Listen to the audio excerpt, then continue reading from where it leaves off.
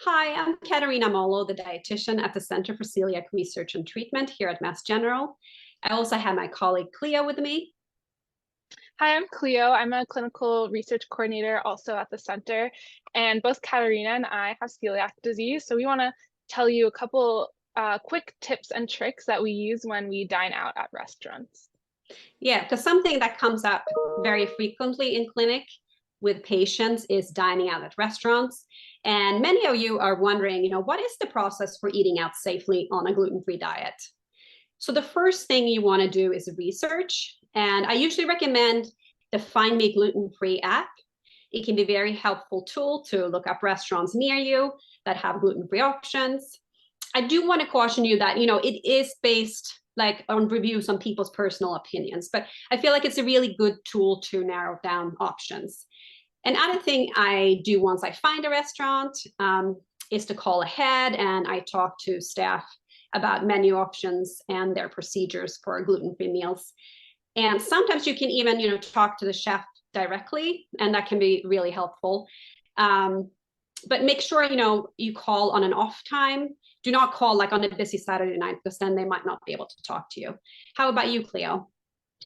Yeah, I definitely love using apps. So I use Google Maps and Yelp. They both have restaurant reviews, and I use the search function to search gluten, gluten-free, celiac, and see what people have left in their reviews about the options. And then I also always try to look the menu up before I go, just so that I can pre-read it, see if there are any options marked as gluten-free or dishes that seem like they could be naturally gluten-free.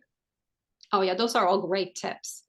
So the next step is when you get to the restaurant and how to inform them about your dietary needs. So I usually ask for a gluten-free menu and I inform both the maitre d' and the server of my gluten-free needs. And this is what I say. I have celiac disease. It's an allergy to gluten, which can be found in wheat, barley, and rye. And I also explain that I get very sick, even if I get very small amounts of gluten. And we all know that, celiac disease is not an allergy, but an autoimmune disease. However, when you are out at a restaurant, it can be good to use the term allergy, as restaurants usually have specific protocols in place for allergies.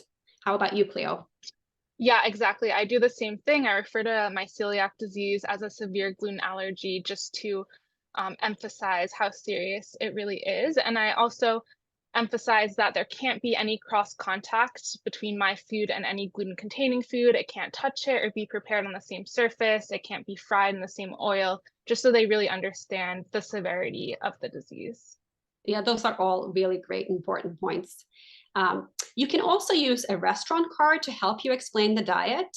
And this can be particularly helpful, in the beginning, after you've just been diagnosed, you may not know exactly what to say. There will be a link to a restaurant card at the end of the video. And the last step is to ask, lots of questions, ask about ingredients and prep methods, such as, clean prepping and cooking surfaces and clean utensils. There's also going to be a great handout from the National Celiac Association on prep methods that you can find in the links as well after the video. Cleo, how about you? I always make sure to ask about hidden sources of gluten, so fryers, toaster, to make sure it's not toasted on the same surface, if there's any breading or crumbs that might be added. And I also ask the waiter to double check with the chef in kitchen always, because a lot of times they're using their own knowledge and memory, but we just want to confirm that it really is gluten-free and that nothing has been changed. Absolutely. And I also want to clarify about the fryers because a lot of people usually miss that.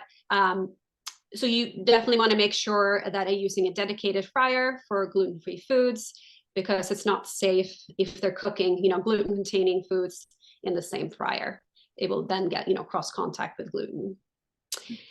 And if you are in the situation that you are at the restaurant where it doesn't seem to be anything specific gluten-free on the menu, and then I just kind of recommend to order very simply, such as a favorite of mine is just like plain grilled fish that's been or baked in foil with something like plain rice on the side and a steamed vegetable. How about you, Cleo? Yeah, I agree. Anything plain and simple that isn't cooked on the surface with anything else, that doesn't have a sauce, even something as simple as like a garden salad, I'll ask for it with olive oil and lemon juice, so it's not with a dressing that could contain gluten, and just, confirm that none of the vegetables are marinated or cooked or have any gluten containing sauces on them. Right. And that's also an important point for if you do ask for something like a fish or a meat grilled, so for it to also be plain, like to put only things like salt and pepper on there to be sure. And lastly, always double check with the server that the meal that you receive is in fact gluten-free, because you don't know if something have happened along the way in the kitchen. So always double check once you receive your meal that it is gluten-free. Yeah, exactly. So I would say the three main steps that both Katarina and I take are doing our research before finding the restaurant, then informing the waiter upon arrival, and lastly, asking lots of questions and confirming that everything is indeed safe. So hopefully with these few tips and tricks, it will make your dining experience a lot less stressful. Absolutely. Thank you so much. Thank you.